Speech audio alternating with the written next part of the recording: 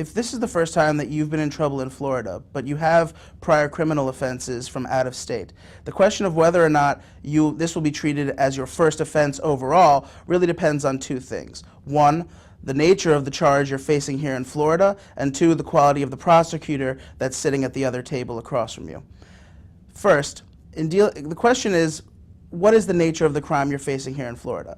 If it's a less serious crime, a simple misdemeanor, something like disorderly intoxication or reckless driving, it's likely that the prosecution will not have and will not seek to find out-of-state priors for you. Because the nature of your offense is so minor here, they're just more likely to dispose of the crime or dispose of the charge. However, if you're facing a more serious crime, a serious felony such as robbery or burglary or an aggravated battery, then yes, almost certainly the prosecution will have had the opportunity to find your out-of-state priors and will take them into consideration when offering you a plea offer, if they offer you one at all, based on your prior record in total.